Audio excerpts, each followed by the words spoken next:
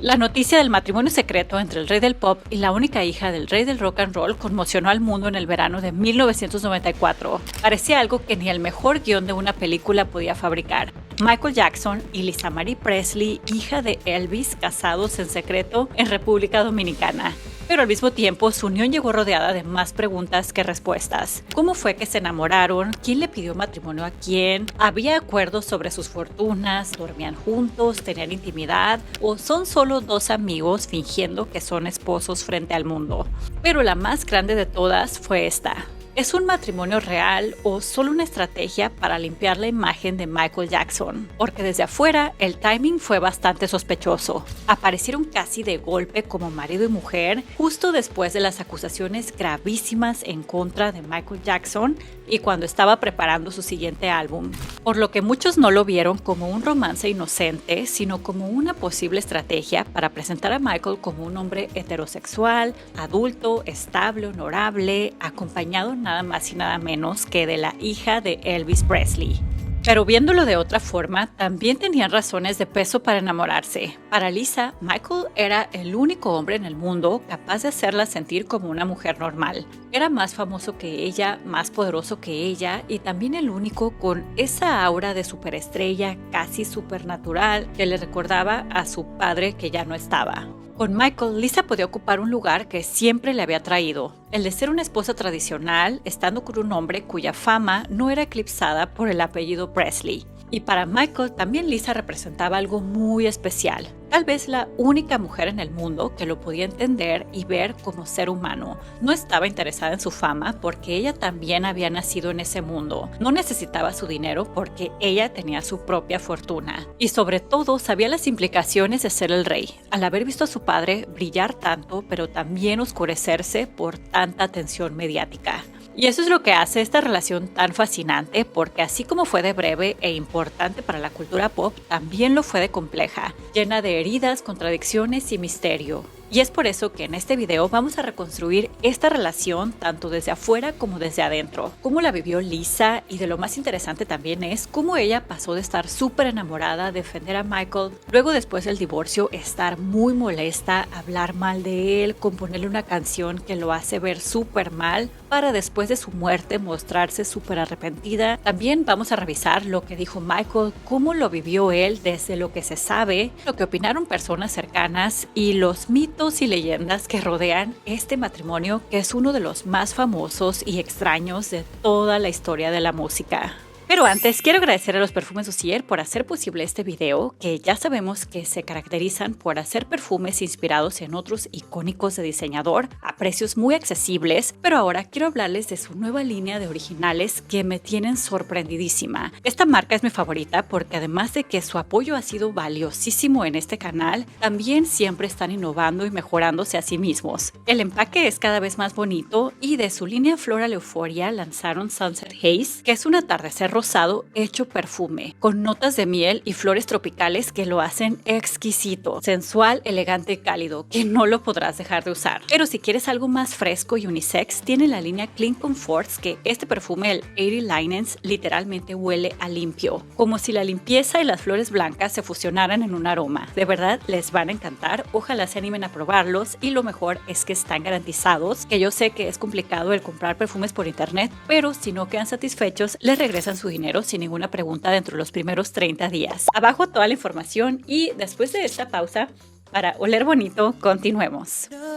El inicio de un romance complicado. Esta relación no comienza de forma limpia, comienza cuando Lisa tenía 25 y 5 años de casada con Danny Keough, el padre de sus dos hijos pequeños, Riley de 4 y Benjamin de 1. Y ella misma cuenta en su libro de memorias From Here to the Great Unknown, que fue lanzado después de su muerte, dejó unas notas y gran avance, pero su hija Riley se encargó de terminarlo. Ahí Lisa cuenta que en esa etapa estaba planeando lanzarse como cantante, grabó un demo que compartió con un amigo que también era amigo de Michael Jackson, quien tenía 35 en ese momento. Michael escuchó el demo y quiso ver a Lisa para hablar de eso. Al principio ella no estaba interesada porque pensó que podía pasarle lo mismo que ya le había pasado con Prince, otra leyenda de la música que quiso apoyarla, pero aunque Lisa agradecía la intención de Prince, No le gustó que la hiciera sentir como su pequeño proyecto. Ella quería hacer lo propio sin que nadie le dijera cómo. Pero aún así era muy difícil resistirse a la idea de conocer a Michael Jackson, por lo que terminó aceptando. Quedaron de verse en la casa de ese amigo en común, su esposo Danny la acompañó y él se aseguró de que ellos se quedaran solos para que pudieran hablar, porque hasta el esposo entendía que el que la hija de Elvis y Michael Jackson se volvieran amigos pues era algo legendario y todos querían hacer que pasara. Lisa cuenta que ese primer encuentro fue una conexión inmediata, no romántica porque no lo vio de esa forma, pero sí que a los 20 minutos ya se le había olvidado que estaba hablando con el rey del pop, porque con ella él se presentó como una persona normal, sin la máscara de superestrella. We talked for a while. I forgot who he was after about 20 minutes, just because he was so real with me. You thought he was hot? No, I didn't think of him like that at all. But then, I don't know, we started talking on the phone. Mucho se habla de que Michael se acercó a Lisa para limpiar su imagen después de las acusaciones del niño Jordan Chandler, y aunque tocaremos ese tema más adelante, la realidad es que cuando ellos se encontraron, se empezaron a ser amigos, fue antes de que estas acusaciones llegaran. Lisa dice que fue justo después de su presentación en el medio tiempo del Super Bowl de enero del 93 y de la entrevista con Oprah, que fue 10 días después, en febrero de ese mismo año, lo que haría esta reunión aproximadamente en febrero o marzo. Pero lo que sí es verdad es que Michael en ese momento estaba en una especie de relanzamiento de su carrera. Estaba en la era Dangerous, que por supuesto y sin lugar a dudas seguía siendo la estrella más grande del mundo. Después de toda la locura que se generó por los super éxitos de Thriller y Bad, había mucha conversación alrededor de Michael por su estilo de vida tan excéntrico y otras cosas como el color de piel, la cirugía, su vida privada, el parque de diversiones. Pero él quería mostrarle al mundo que solamente era un ser humano y también estaba buscando ya formar una familia. Lisa cuenta que se intercambiaron números, él empezó a llamarla, pero no tenía ni idea de que él quería cortejarla. Pensaba que solo le hablaba mucho porque estaba solo. Hasta crearon un código de que si sonaba 3 veces y luego ya no, era Michael y todos tenían que salir de la habitación para que ella pudiera hablar con él. Y cuando esta amistad cruzó una línea más delicada es cuando se vieron en persona de nuevo, porque Michael la invitó a un evento que tenía de inmunización infantil en Atlanta, Georgia, en mayo de 1993, al que Lisa fue con sus hijos y con su cuñada, que era su asistente y también la esposa del hermano de Danny. Y mientras ella cuidaba a los hijos de Lisa, Lisa pasó mucho tiempo con Michael yendo a parques de diversiones, hablando, y la misma Lisa lo dice literalmente: no sé por qué Danny confió en mí para que fuera. Grave error.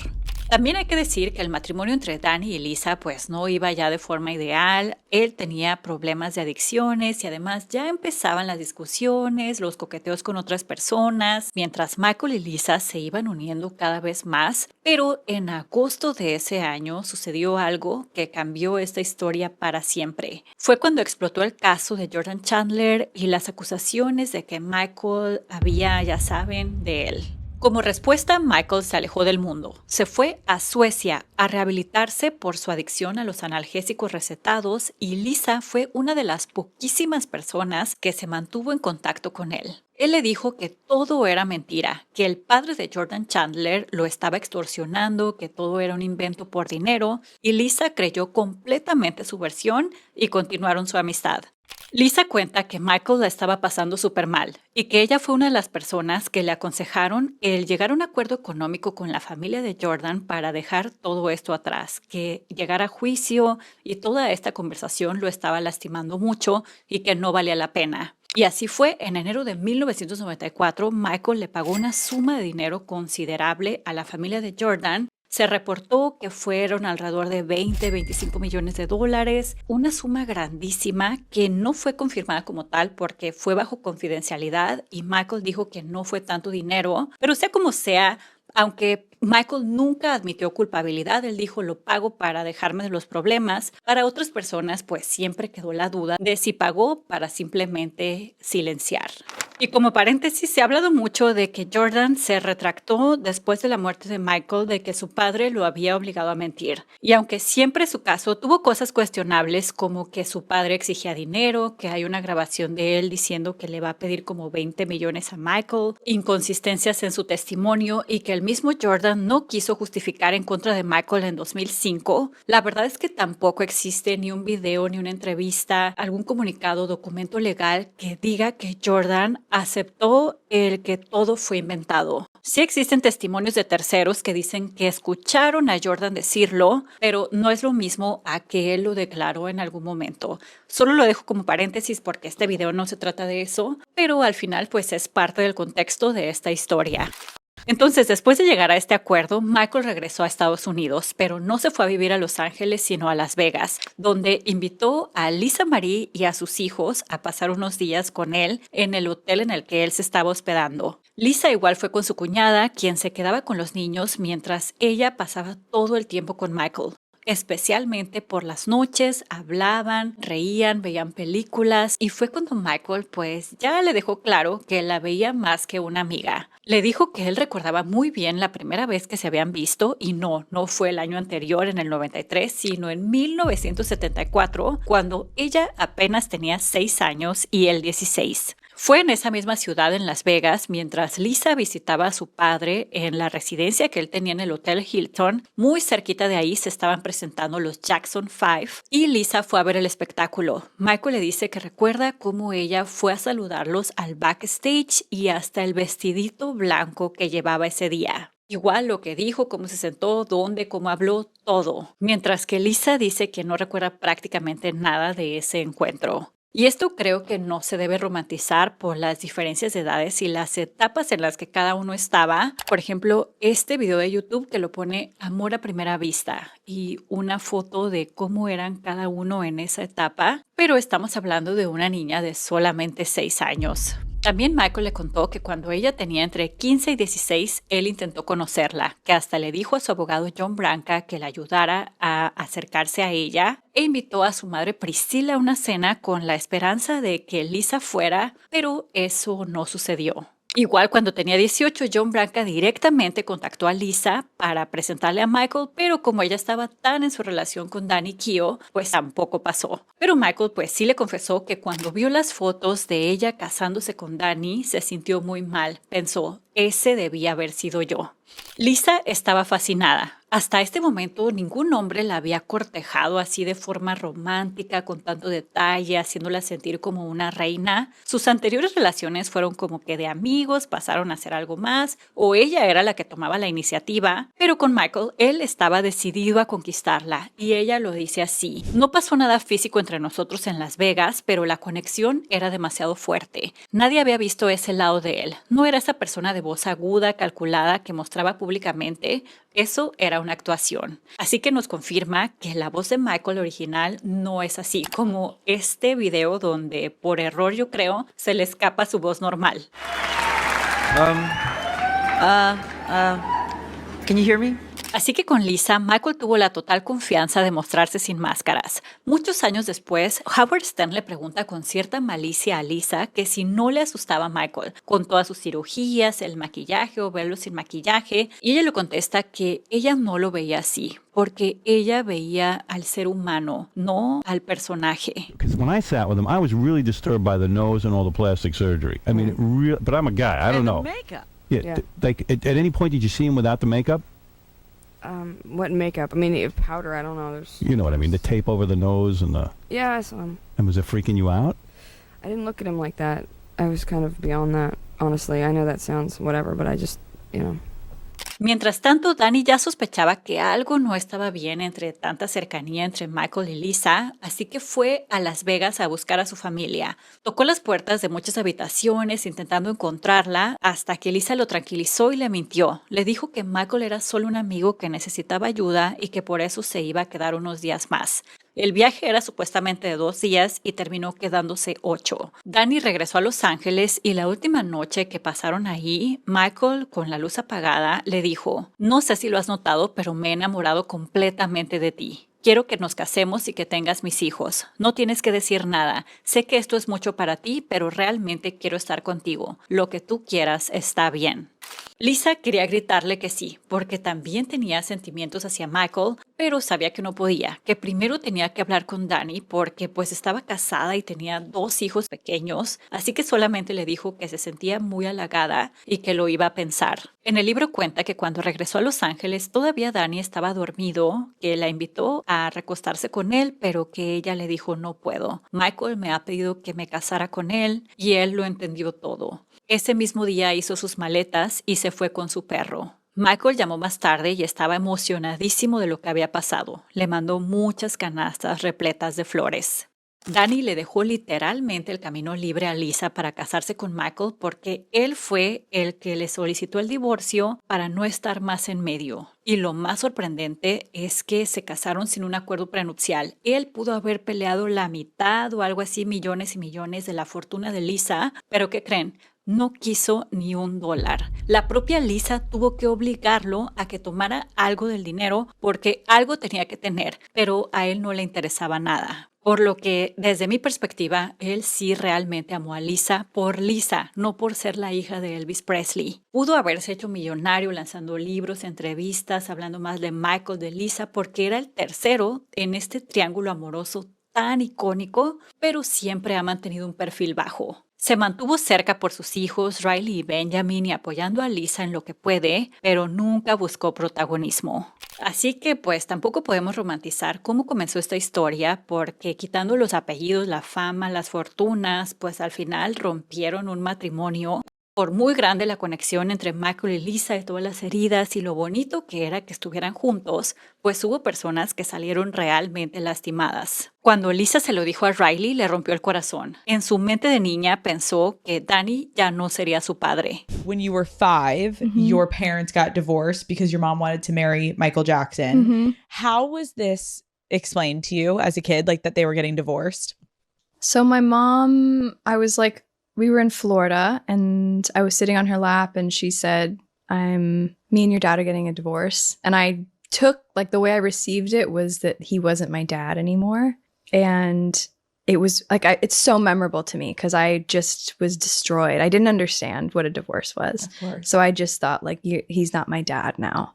Y en el libro de Lisa, Riley interviene varias veces para agregar contexto sobre la narración y cuenta que su padre también quedó completamente devastado. Mi padre se fue 3 meses con sus amigos intentando escapar de lo que sentía. Cuando volvió tenía muchos tatuajes, un ojo negro, el cabello color naranja. Lloré cuando lo vi porque pude sentir todo el dolor en el que estaba por la separación. Pero Lisa describe todo esto como la etapa más feliz de su vida y Michael seguramente también lo sentía así.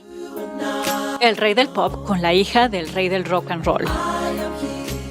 Lisa pensaba que quizás esperarían hasta casarse para comenzar a tener vida íntima, pero cuenta que no fue así. Empecé a visitarlo en Los Ángeles, yo siempre estaba nerviosa. Recuerdo que él sudaba mucho. Me dijo que todavía era virgen. Creo que había besado a Tatum O'Neal y había tenido algo con Brooke Shields, pero no había sido físico más allá de un beso. También dijo que Madonna había intentado tener algo con él una vez, pero que no pasó nada. Yo estaba aterrada porque no quería hacer el movimiento equivocado y entonces él empezó a besarme. Simplemente lo hizo. Él fue quien inició todo. Empezaron a pasar cosas físicas y eso me sorprendió. Yo había pensado que quizá no haríamos nada hasta casarnos, pero él dijo, no voy a esperar. Es la única parte del libro donde toca el tema de la intimidad. Deja claro que no fue una farsa, que lo físico sí pasó, pero pues no hay más detalles. Además, ¿qué más detalles queremos si dice que con ella Michael perdió su virginidad? Creo que fue bastante reveladora. Y hay un rumor famoso de que supuestamente cuando fueron de luna de miel a Disneylandia en París, en el hotel rompieron una cama por hacer esto mismo, pero eso no está comprobado. Es como un mito de toda esta historia, aunque me sorprendió cómo Trump da a entender que en su torre pasó algo muy intenso con ellos dos.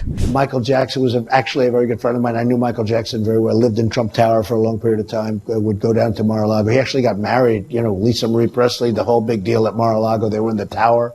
And I will tell you, he was up there 1 week with her and he never came down. So I don't know what was going on, but they got along. A lot of people say, oh, they didn't really. They were up there for a week. They never, ever came down. I said, where the hell is Michael? I've never seen much.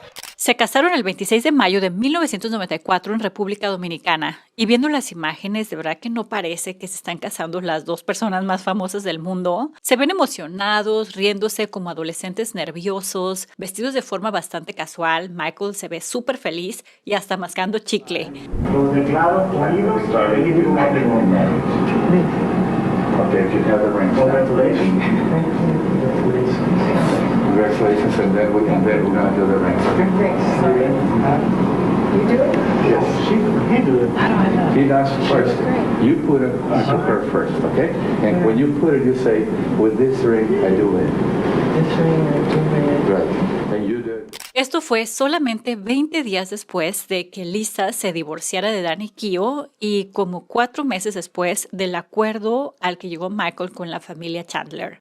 Esa boda fue tan en secreto que prácticamente no se enteró nadie. No le dijeron a sus familiares, amigos y pasaron semanas para que la prensa empezara a sospecharlo. Y fue hasta el 1 de agosto del 94, 11 semanas después de la boda, cuando Lisa lo comunicó al mundo. Hizo un anuncio muy orgullosa diciendo que ella era la señora Jackson. Pero esto le cayó como balde de agua fría al público porque fue de repente. No hubo una evolución del noviazgo, de que caminan juntos en la alfombra roja, que van a cenar, nada. De la nada ya estaban casados. Había muchísimas dudas, rumores, toda la conversación de que era una farsa. Y en los premios MTV de septiembre de 1994, ellos abrieron la ceremonia. Era su primera aparición pública e hicieron algo que sorprendió a todos.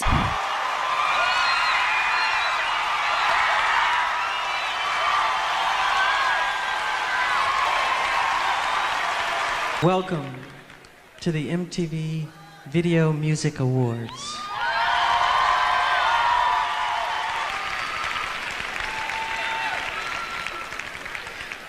I'm very happy to be here. And just think, nobody thought this would last.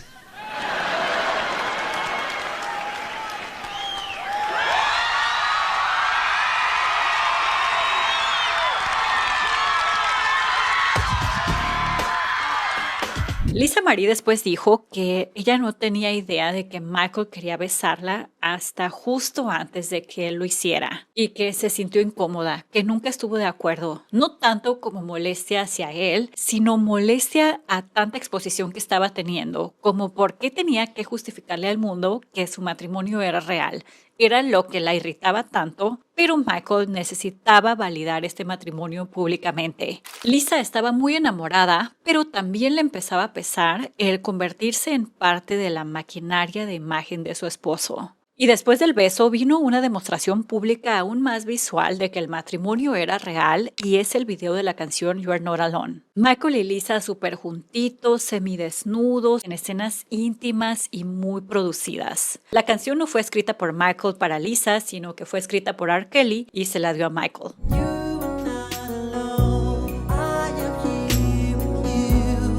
Y esto no cambiaba en sí la conversación porque para los que apoyaban todo esto era confirmación de que el amor y la relación era real. Pero para los que no apoyaban, pues era solamente una campaña publicitaria para fingir que Michael tenía una relación íntima con Lisa. Pero Lisa sostiene que todo fue real y que de hecho esos primeros días de su matrimonio fueron súper felices, que nunca volvió a ser así de feliz en su vida. Amaba pasar tiempo con él, le encantaban las conversaciones con Michael porque a él no le gustaba hablar de sí mismo. Le gustaba escuchar, aprender, tenía un muy buen sentido del humor, era encantador. Y es interesante como dice, algo que nunca había sentido con nadie, solo con mi padre. Igual Riley cuenta que lo llamaban Mimi, porque Benjamin no podía pronunciar su nombre, pero que ambos niños estaban encantados con Michael, les encantaba jugar con él, se sentían también felices y aunque Michael con sus compromisos profesionales no siempre estaba con ellos, por un tiempo todo parecía que podían formar una familia estable y permanente. Cuando el cuento empezó a romperse. Pero ese efecto de luna de miel solo les duró un año. Y es que empezó a pesar el tema de que Lisa tuviera un hijo. Aquí tenemos también un poco de la versión de Michael, que pues es igual de importante. En las llamadas Michael Jackson's Tapes, que fueron grabadas entre Michael y Rabbi Shmuley Boteach, quien fue una especie de amigo asesor espiritual de Michael a finales de los 90 y principios de los 2000, Michael menciona que desde antes de casarse, Lisa le prometió que tendría hijos con él, que ella estaba completamente consciente de su deseo de ser padre y que básicamente lo ilusionó de que se embarazaría de él. Pero conforme fue pasando el tiempo, Lisa iba poniéndole largas y largas a esta idea que a Michael le rompió el corazón. Y lo más sorprendente es que Michael contó en esas grabaciones que él caminaba por la casa sosteniendo muñecos de bebé y llorando porque deseaba mucho ser papá, que tenían muchas discusiones al respecto y que Michael le decía, si tú no vas a ser madre de mis hijos, pues voy a buscar quien sí lo sea. Y le mencionaba a su amiga Debbie Rowe, quien ya le proponía que ella podía ser la mamá si Lisa no se animaba. Lisa cuenta en su libro que le molestaba y dolía mucho que Michael le mencionara a su amiga, pero a la vez admite que no sentía el mismo instinto maternal que con su primer esposo y sobre todo porque ella sabía que las intenciones de Michael no era formar una familia tradicional con ella, sino que a él solo le interesaba tener hijos para él ser la única figura en su vida, ser tanto la madre como el padre el centro del universo de sus hijos y no quería la influencia de una mamá. Y al final, pues eso fue justo lo que terminó pasando porque como sabemos, Michael más adelante sí tuvo hijos con su amiga Debbie y ella como que se los regaló a Michael porque ella no fungió en su vida como su madre, sino que Prince y Paris fueron criados exclusivamente por Michael Jackson. Y esto me hace recordar a Juan Gabriel, quien también formó una familia no tradicional. Sus hijos no fueron criados bajo el molde clásico de esposa y esposo, pero sí procuró que existiera una figura materna estable en sus vidas, y esa fue su amiga Laura Salas, quien fue una especie de madre para ellos, porque el propio Juan Gabriel sabía lo importante que era tener una mamá, ya que él la tuvo biológicamente, pero no emocionalmente, y quería que sus hijos sí experimentaran eso. Pero volviendo a Michael, para Lisa el problema no era solo tener o no tener hijos, sino el traerlos bajo toda esta maquinaria en la que ya vivían y en una relación que no estaba ya funcionando del todo bien. Y así es como llegamos a la famosísima entrevista que dieron juntos a Diane Sawyer en junio de 1995, parte de la promoción del álbum History, que la intención era mostrarlos como una pareja fuerte, unida y real. Y aunque sí, en muchas ocasiones se ve eso, también en otras a Lisa ya no se le ve tan cómoda con el papel de estar defendiendo el matrimonio. Hay momentos en los que se ve seria, analítica, como si estuviera cansada de todo el circo. Pero eso sí, defiende a su esposo, especialmente lo de su relación con niños. I've seen this. I've seen it a lot. I've seen kids. I've seen him with children in the last year. I've seen it enough to where I can see how that can happen. It's, you know, I understand. Isn't part of being an adult, and you have a 2-year-old child, 2-year-old boy. Yeah, let me just, sorry. Okay. I just wanted to say that I've seen these children, they don't let him go to the bathroom without running in there with him. And they won't let him out of their sight. So when he jumps in the bed, I'm even out. You know, they jump in the bed with him. But isn't part of being an adult and loving children, keeping children from ambiguous situations? And again, we're talking about over an intense period of time here. Would you let your son, when he grows up and is 12 years old, do that?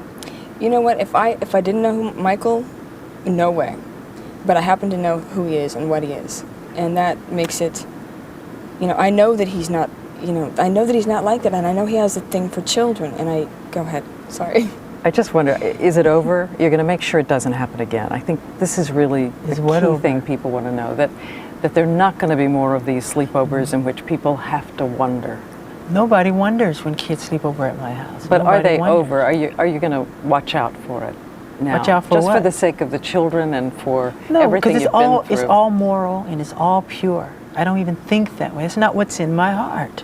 Y no solo se ve cansada sobre las acusaciones de Michael, sino también sobre las de ella, porque a ella también Diane la cuestiona sobre la religión Scientology de la cual era miembro, y andaba también circulando el rumor de que Lisa quería meter a Michael a Scientology, meter toda su fortuna y su nombre y validar a la religión, pero ella pues lo llama que es basura esos rumores.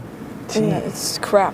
I'm sorry. It's like ridiculous. It's ridiculous. It's the most ridiculous thing I've ever heard. I'm not, first of all, you can't get influenced by anything. like that and under a term of a marriage, I'm not going to marry somebody for any reason other than the fact that I fall in love with them. Period. And they can eat it if they want to think anything different. To put it succinctly. Yeah.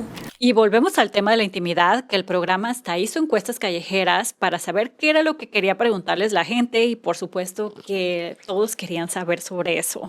Had one question they most wanted to ask of you. Do we have sex? We have you. She didn't ask. I didn't Okay, ask. I won't ask. Okay, You don't know what it Go was ahead. going to be.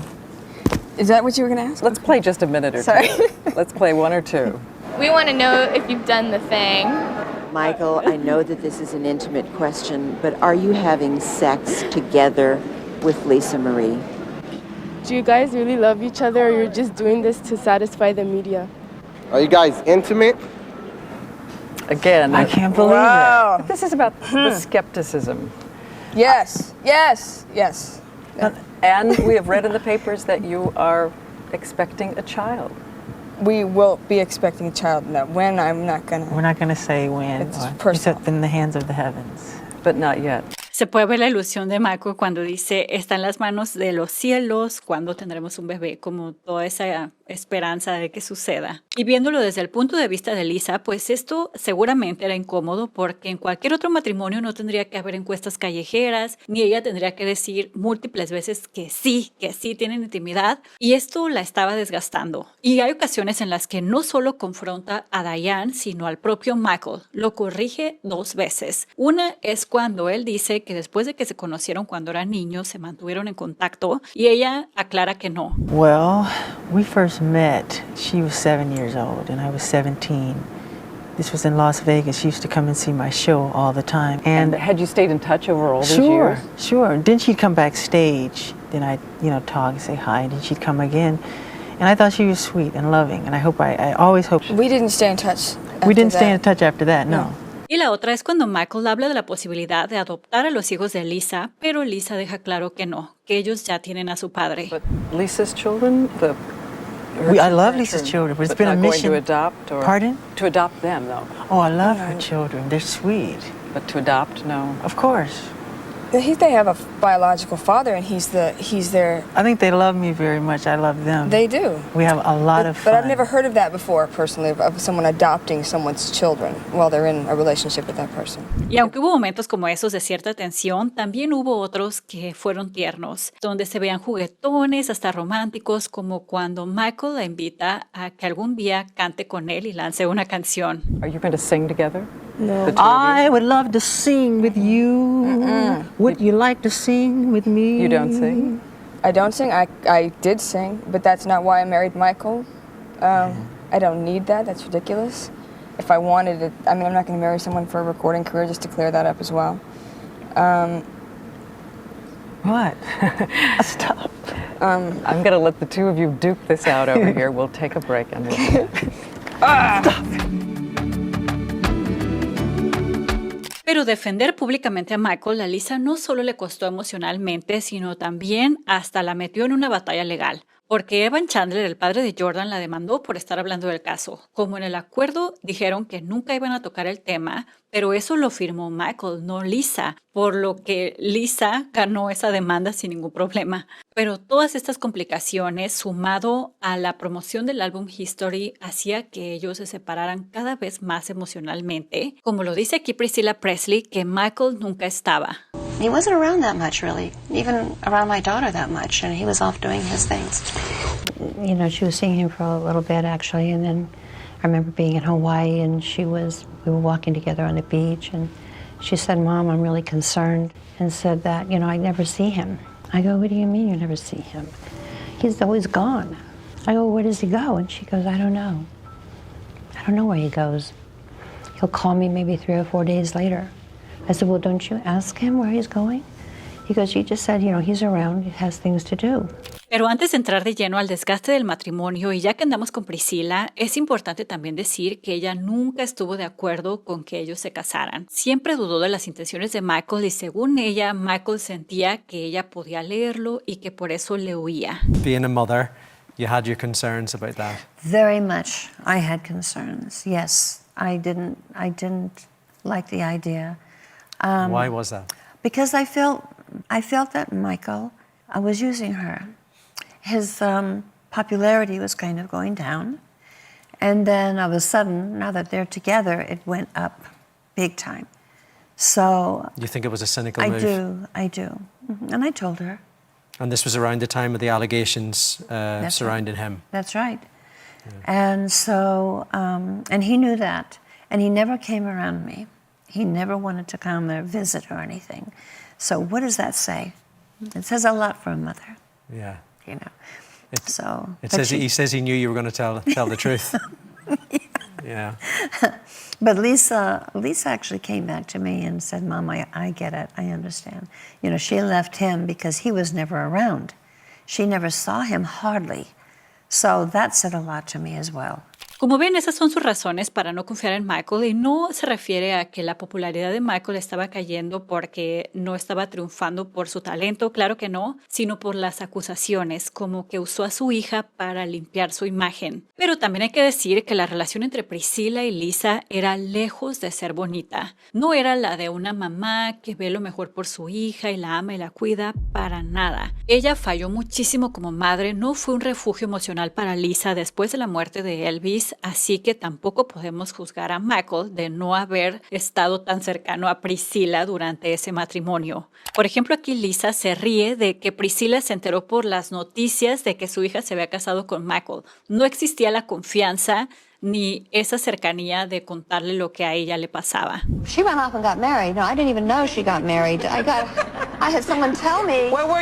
Tell me where you were the moment you found out. It was like in the morning, and it came on the news. And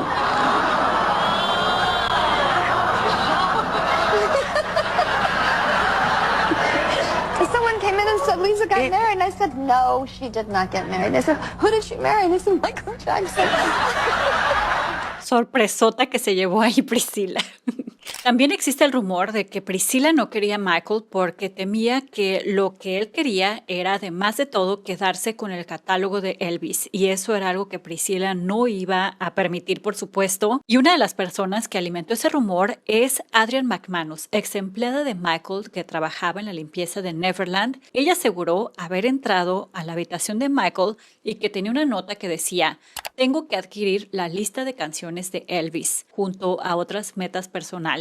Y claro, el rumor sonaba fuerte porque Michael en 1985 ya había obtenido el catálogo de los Beatles sin el consentimiento pleno de Paul McCartney, así que muchos creían que Michael estaba también detrás del catálogo de Elvis. Y curiosamente, poquito antes de casarse, Lisa pasó a ser la heredera. Al cumplir 25 años ya ella manejaría su propia herencia, así que también el timing es sospechoso. Y este no fue el único rumor que salió de los ex empleados de Neverland. También contaron que el matrimonio entre ellos fue una farsa. La misma Adrienne McManus dijo que una vez entró al cuarto de Michael y encontró una escena que le pareció súper montada. El edredón con fragancia femenina, un brasier blanco de encaje tirado por ahí bajo la cama, vasos rotos, y según ella, todo parecía como muy calculado para hacerle creer al mundo que había pasado algo íntimo entre Michael y Lisa. También dijo que Lisa nunca durmió con Michael en la misma cama, que ella dormía en la Rose Room, una habitación especial para invitados, y que la relación entre ellos parecía más de amigos que de amantes. Y hay otra ex empleada llamada Sandy Doms quien dijo algo muy parecido, que Michael supuestamente tomaba ropa interior de Lisa, la tiraba al suelo y rociaba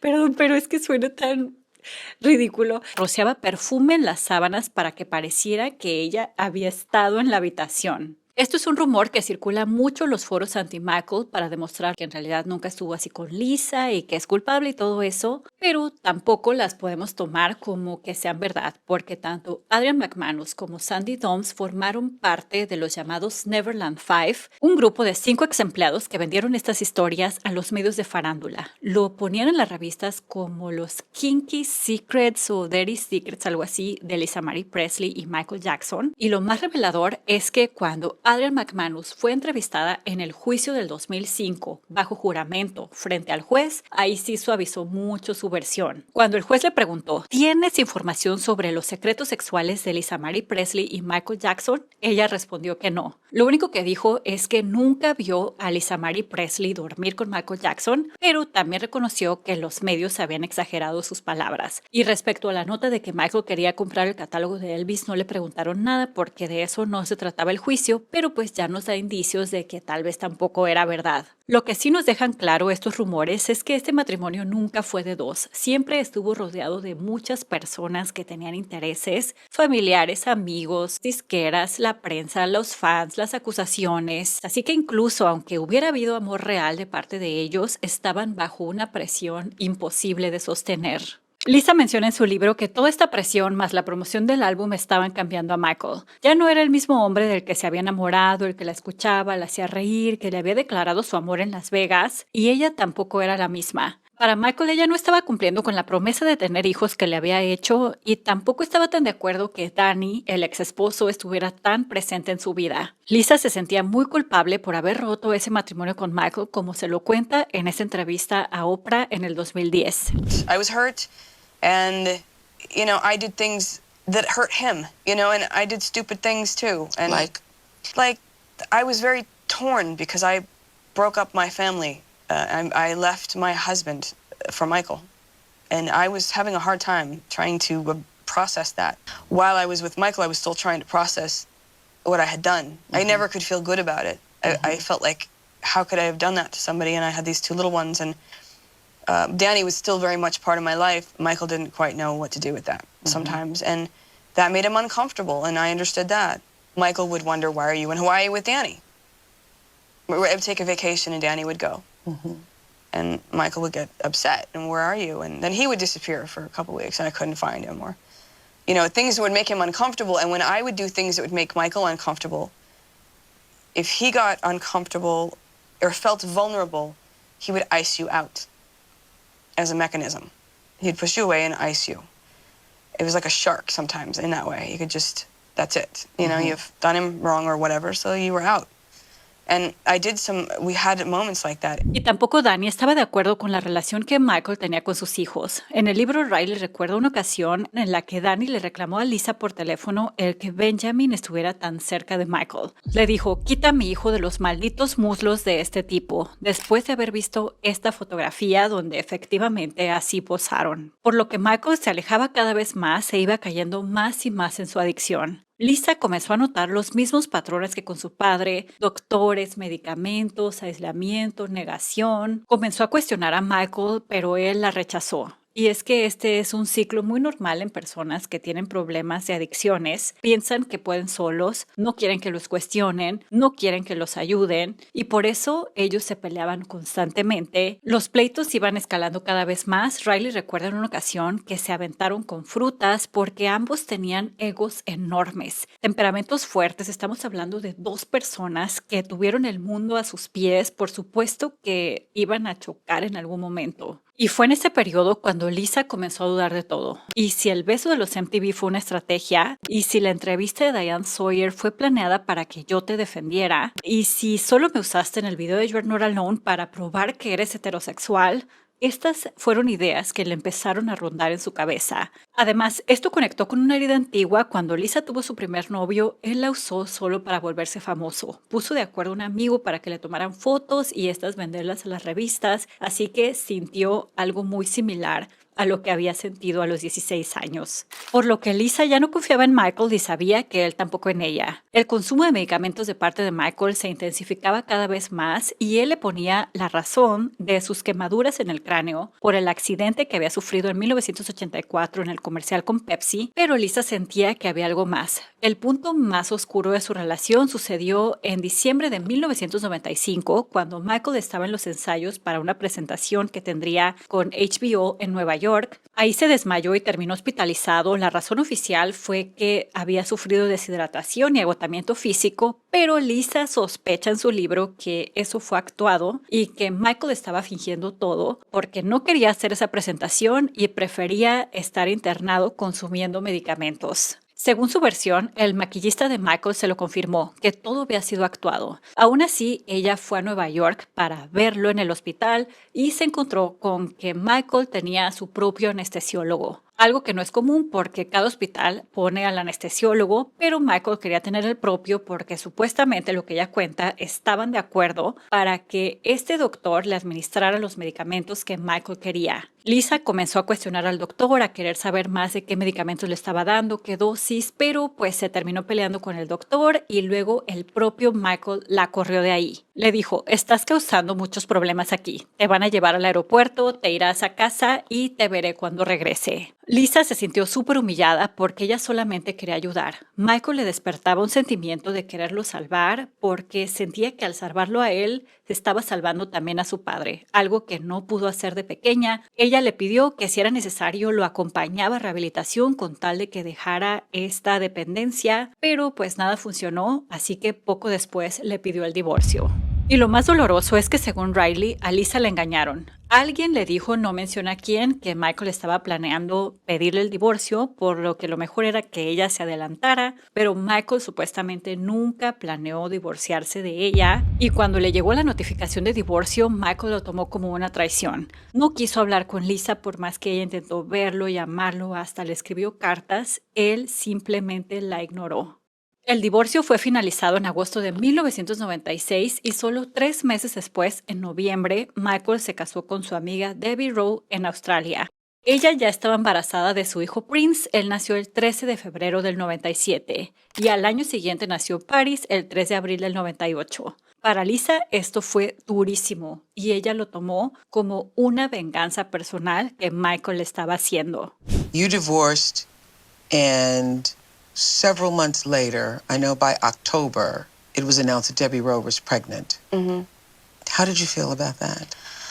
Well, I knew that it was a bit of a retaliatory act on his part because I didn't, have a baby, and I know that she was there the whole time, telling him she would do it.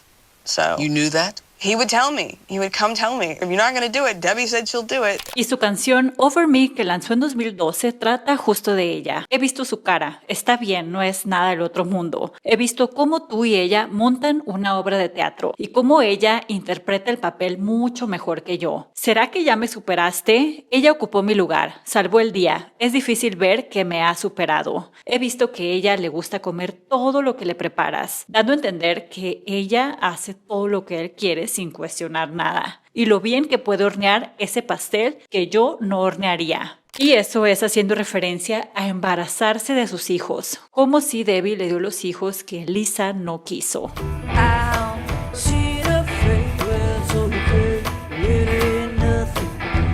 Pero el lazo entre Michael y Lisa era tan fuerte que ni todo esto que les he contado logró separarlos del todo. Ellos a los meses volvieron a tener contacto. Y la verdad es que en su libro no especifica qué tipo de contacto llegaron a tener, si fue otra vez una relación romántica, solo de amistad, de apego. Es algo que está bastante ambiguo y ni su hija Riley lo sabe, pero sí lo describe como algo muy tóxico, porque estaban juntos, se enojaban y volvían a separarse, volvían a reconciliarse y así se la llevaban. Riley y Benjamin siguieron frecuentando Neverland, a veces hasta iban a los conciertos de Michael. Hay varias fotos de Riley subiendo al escenario con Michael como parte de los niños que subían a cantar Heal the World. Y de hecho esta foto es del concierto del 97 en Sudáfrica, donde poco después de eso Lisa tomó la decisión de no volver a ver a Michael Jackson. Estaba cansada de este ir y venir que tenía con él y curiosamente fue el último concierto que Michael Jackson dio en su vida. Sí tuvo otras pequeñas presentaciones después, pero concierto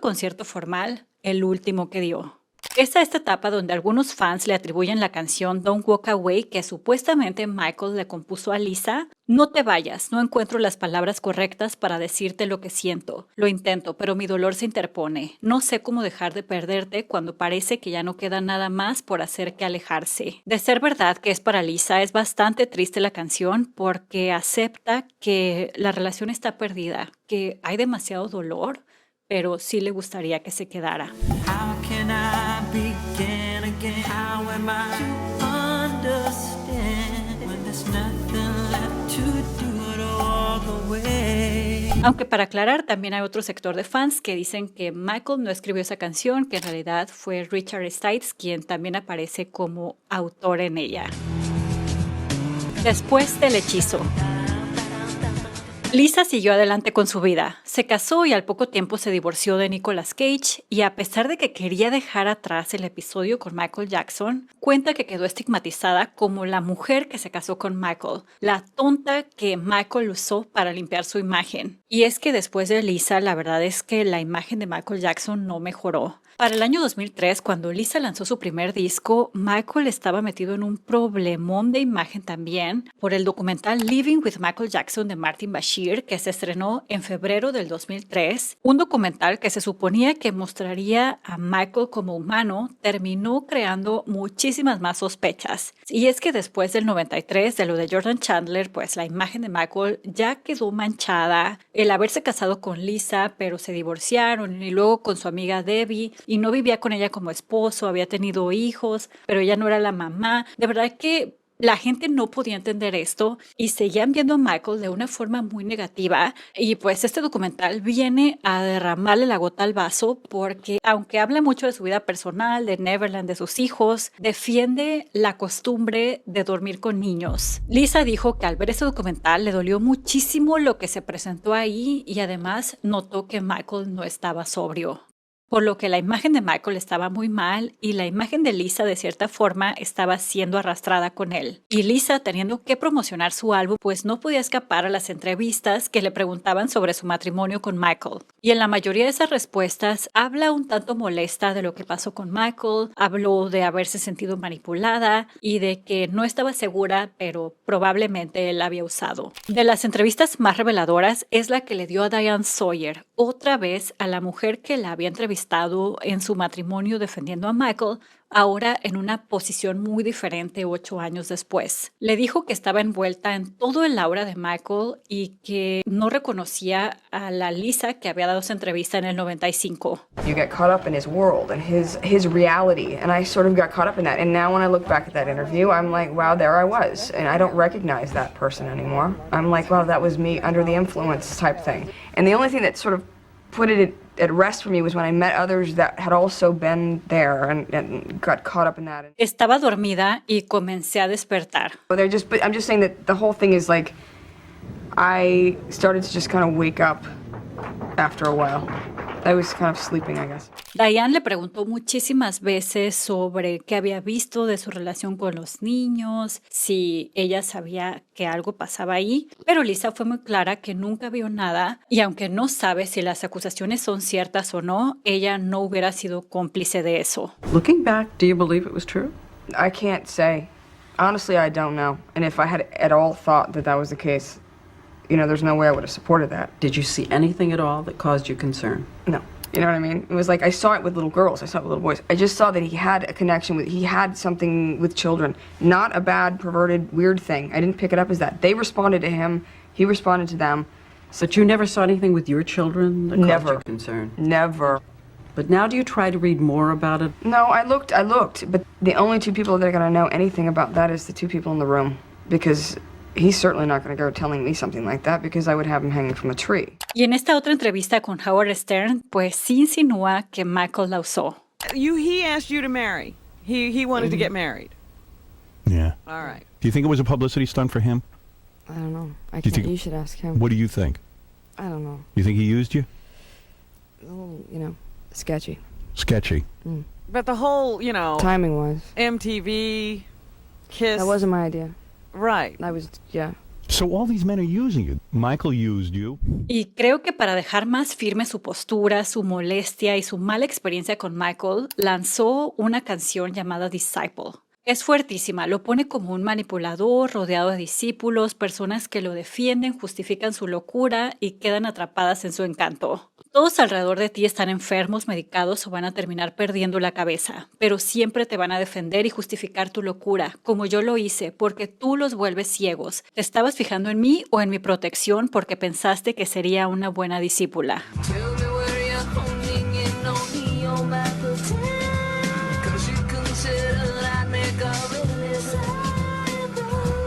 Y hay una parte que me parece muy delicada porque hay quienes la interpretan como confirmación de que Michael sí hacía cosas indebidas con menores, porque dice, tú prosperas gracias a tus discípulos, obteniendo placer de ellos de tantas formas masturbatorias. La devoción que buscas en ellos es la inanición y destrucción de sus pequeñas almas, pero escapas de toda responsabilidad por eso, porque claro, tú eres quien ha sufrido más. Devotion you seek from them is the starvation and abolishment of their little souls. Como habla de algo sexual y de pequeñas almas, pues ya muchos lo toman así. Lo que sí está claro es que no es una simple canción de despecho, es una canción más fuerte, más intensa, y no es especulación que va para alguien más y que la gente cree que para Michael. Ella misma admitió que iba para Michael en esta entrevista para la revista Rolling Stone, que es una de las más fuertes en contra de Michael. Les dejo el link abajo si la quieren leer. Pero tampoco es que Lisa haya entrado en una campaña anti-Michael, sí reconoció que lo amó. Por ejemplo, cuando Diane le preguntó en esa entrevista si se enamoró de él, ella dice que sí y hasta sonríe como una mujer enamorada que se acuerda del novio que amó mucho. Wow, you're so misunderstood. Oh my God, you're this guy. I fell into this whole, you poor, sweet, misunderstood thing, I'm gonna save you, you know, I fell into that. I fell in love with him, I did. In love? Yes, I fell in love, at the time, now. Sexual attraction? I told you, everything I said was the truth. Sexual attraction. At the time. Yeah. What about the way he looks? I told you, see, now, I'm not attracted to mediocrity or normalcy or things like that. I think certain things I'm weird. I don't know, I'm whacked. Así que habló tanto de lo mucho que amó a Michael como lo mucho que la desilusionó. Michael, por su parte, no respondió a nada de esto, ni lanzó una canción de indirectas, nada. Él siguió con su vida, pero en diciembre del 2003 recibió otra acusación durísima en su contra. La familia Arvizo, la familia que había parecido muy cercana a él en el documental de Martin Bashir, que lo habían hasta defendido de las otras acusaciones, cabin ahí muy cerquita de Michael y todo según muy inocente, pues ahora lo estaban acusando de haberle hecho daño a este niño, que era un sobreviviente de cáncer, al que Michael había apoyado. Como imaginarán, el caso explotó, llegó a juicio en el 2005, pero no se encontró suficiente evidencia en contra de Michael, así que fue absuelto el 13 de junio de ese mismo año. Y bajo este contexto tan complicado, sucedió la última llamada telefónica entre Lisa y Michael. Tenían muchos años sin hablar y no volvieron a hablar nunca después. Lisa cuenta que Michael le dijo, tienes razón, todos a mi alrededor quieren porque Lisa ya le había advertido que se estaba rodeando de personas peligrosas, pero Michael no la escuchó en su momento. Y también contó algo súper emocional, que Michael le preguntó directamente si todavía lo amaba y ella le contestó que se sentía indiferente. Básicamente que ya no sentía nada por él y que Michael comenzó a llorar. Este episodio a mí me parece algo revelador porque aunque no nos comprueba al 100% de que Michael de verdad amó a Lisa como mujer, como amante, lo que sí prueba en mi opinión es que en ese momento Michael sintió que había perdido a la única persona o de las muy pocas que lo amaron solo por ser él, quitando el mito, quitando la fama, quitando el rey del pop. Lisa lo veía como una persona normal y que ella le confirmara que ya no sentía nada por él debió haber sido durísimo. Estaba perdiendo a la única persona que quería salvarlo, que lo valoraba sin el personaje, sin el escenario, sin el dinero. Lisa dice que en esa llamada notó que igual no estaba sobrio, que sonaba muy mal, pero que dentro de ella sabía que igual no podía hacer nada. El final que Lisa ya había visto.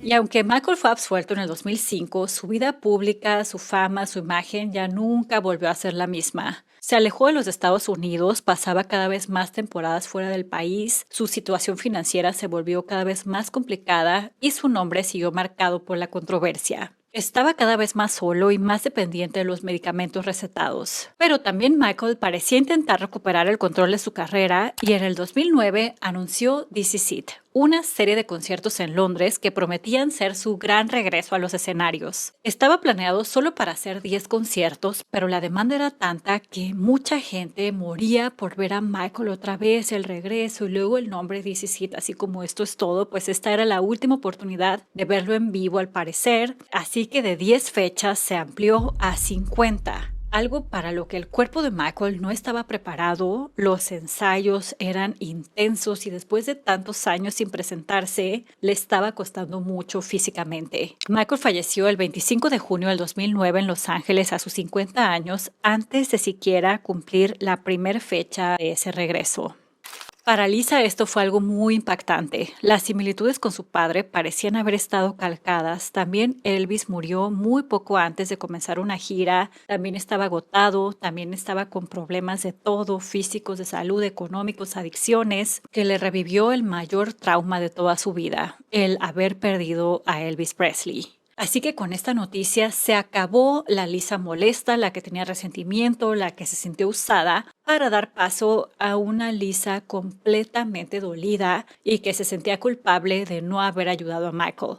Solo un día después de su muerte escribió un blog en su MySpace que decía "He knew", él sabía, refiriéndose a que Michael sabía que terminaría igual que su padre. Contó que él siempre le preguntaba por el día en el que él se había ido, cómo había sido, qué había pasado antes, absolutamente todos los detalles, porque le dijo que él sentía que iba a acabar igual.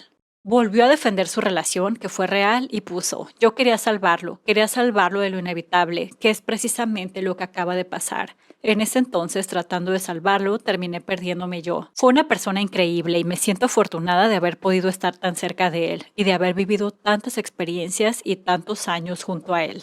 Y en el funeral de Michael, ella fue la última persona que se quedó observando el féretro. Curiosamente, hizo lo mismo cuando murió su papá. Ella se quedó hasta el final contemplando a su padre. Oprah le preguntó en esa entrevista que si fue para despedirse o para qué, y ella contestó que fue para disculparse. Se sentía sumamente culpable de no haber podido salvarlo. Y esa entrevista con Oprah fue la última que dio sobre Michael Jackson una vez que él había muerto, y es curioso cómo ahí dice que no reconoce a la Lisa del 2003 que estaba hablando mal de Michael, pero la Lisa del 2003 dice que no reconoce a la del 95 que defendía a Michael. Entonces, desde mi opinión, no es que en un momento estaba mintiendo y en otro no, sino que en todos esos momentos estaba siendo sincera. En el 95 hablaba como una esposa enamorada y protectora. En el 2003 hablaba desde el dolor, el enojo y la necesidad de recuperar el control de su propia historia. Y en el 2010 hablaba desde el duelo, la culpa y la herida de Elvis que se había reactivado. Pero aparte de estas tres Lisas, también hay otra, la del libro, la de más de 50 años cuando estaba escribiendo sus memorias y podía ya ver toda su vida hacia atrás. Y ahí es la más equilibrada y madura desde mi opinión, porque ni lo defiende como en el 95 ni lo ataca como en el 2003. Reconoce que hubo amor, mucha conexión entre ellos, pero que también hubo mucha toxicidad, patrones que se repitieron y heridas que se quedaron sin sanar. Aparte que ambos tenían un ego y temperamento muy fuerte. Pero justo después de la muerte de Michael, por varios años, Lisa quedó estancada en ese trauma. Porque a pesar de estar casada con Michael Lockwood, el último esposo que tuvo, ella actuaba como si fuera la viuda emocional de Michael Jackson. Por ejemplo, en el 2010, cuando fue a visitar su tumba con Riley y vio que no tenía las suficientes flores, convocó a todos los fans de Michael que le enviaran girasoles. Esa era su flor favorita, así que hizo todo un movimiento personalmente para que le hicieran llegar estas flores a Michael, y sí, decoraron muy bonito ese lugar con girasoles al que Michael llamaba la flor feliz. Y en el 2012 ella fue a los premios Billboard por una sola razón, porque Katy Perry había empatado a Michael Jackson teniendo 5 sencillos de un solo álbum en el número 1, y Lisa quiso estar ahí para entregárselo, porque era algo ligado directamente con el legado de Michael Jackson. Y ese mismo año lanzó su álbum Storm and Grace, donde incluyó la canción I Was Wrong, que todo mundo interpreta hacia Michael Jackson, donde dice literalmente que se equivocó al dudar del amor de él. Siempre pensé que nunca me amó, que no me amó en absoluto. estaba equivocada, siempre me amó. Y de hecho, deja claro que cuando le dijo que se sentía indiferente hacia él en esa última llamada telefónica, estaba mintiendo, porque aún lo amaba. Dijo que pensaba que ya no lo amaba, pero estaba equivocado. Lo amo. Ahora se ha ido. Estaba equivocado. Y si lo pensamos es algo muy triste. Dos personas que pasaron años creyendo que el otro ya no lo amaba y cuando una de ellas por fin entiende que tal vez ambos estaban equivocados, ya es demasiado tarde. También, en ese mismo 2012, Julien's Auctions iba a subastar una nota que Michael le escribió a mano con un valor aproximado de $1,200, donde le dice que necesita descansar, que no había dormido en 4 días, que necesitaba alejarse de teléfonos y gente de negocios, que debía cuidar primero su salud. Es decir, que estos problemas de salud de Michael que le costaron la vida venían presentándose incluso cuando estaba con Lisa. Según Reuters, corresponde al periodo de 1993 y 1996. Pero lo más íntimo de la nota es que Michael le puso un pequeño cuadro con la frase "huele aquí", como si hubiera dejado ahí su olor o su perfume. Y al final le escribió "I'm crazy for you", estoy loco por ti. Pero la retiraron de la venta a petición de Lisa, ya que se quejó de que lucraran con algo tan personal entre ellos dos, y tenía toda la razón. Aunque el siguiente año, en el 2013, sucedió algo muy extraño. Wade Robson ese año presentó sus acusaciones contra el estado de Michael Jackson por haber sido víctima del cantante cuando era menor, según su versión, e hizo este tweet: "Si te importan los sobrevivientes de abuso infantil, por favor comparte". ¿Y quién creen que compartió ese tweet? Lisa Marie Presley, insinuando que ella lo apoyaba y sabía más de las acciones de Michael de lo que alguna vez quiso admitir. Pero inmediatamente los fans de Michael Jackson se fueron en su contra. Inundaron su timeline de ataques diciéndole que ella nunca amó a Michael, que solo lo había usado, que siempre lo hizo sufrir. Y ella después hizo este tweet donde dijo que había sido hackeada, así como desligándose completamente de haber apoyado a Wade. Que si les soy honesta, sí me parece algo sospechoso porque muchas celebridades recurren al "me hackearon" para evadir responsabilidades de sus acciones, pero en este caso, pues la verdad es que no sabemos. Pudo haber sido un error, algo que simplemente retuiteó sin saber bien de qué se trataba, que en realidad sí la hackearon o que de plano no quiso sostener públicamente y enfrentarse a todo el odio de los fans. Pero la verdad es que tampoco tiene sentido que Lisa, después de todo lo que había dicho sobre Michael, después de haberse portado como su viuda, de todo lo que había hecho por él, ahora estuviera intentando acusarlo de algo tan grave. Ya me dirán qué opinan ustedes. Y en cuanto a la pregunta inicial del video, si fue amor o estrategia, de parte de Lisa, desde mi opinión, fue amor sincero. Ella de verdad amó a ese hombre. Y en cuanto a Michael, pareciera que también Lisa fue la única mujer que él realmente amó románticamente. Pero si quieren saber qué pasó con Lisa después de Michael, que cada vez se fue oscureciendo más su vida, cómo terminó, cómo vivió la pérdida de su hijo Benjamin, y también hacia atrás, cómo fue crecer con Elvis Presley, con Priscilla como madre, no se pueden perder la parte 1 de este video donde exploramos todo eso a profundidad. Y también tenemos la parte 3 donde profundizamos en el origen de todo, Elvis Presley, su relación con su esposa Priscilla, el precio de ser el rey, todo lo cuestionable que hizo y por qué su final marcó para siempre la forma en que Lisa vivió su romance con Michael Jackson. Espero que podamos expresarnos con respeto en los comentarios porque este es un tema que genera bastante odio y ataques cuando mi intención nunca ha sido esa al crear este video. Lo he hecho con el mayor respeto para todos los involucrados y espero que ustedes también respeten eso. Muchas gracias a los Perfumes Dossier por haber hecho posible este video, también gracias a los miembros. Los invito a ser miembros si les gustaría apoyar al canal de esa forma, pero cualquier forma que ustedes puedan o quieran apoyar este canal cuenta y cuenta muchísimo. Regálenme un like y nos vemos muy pronto en uno próximo. Adiós.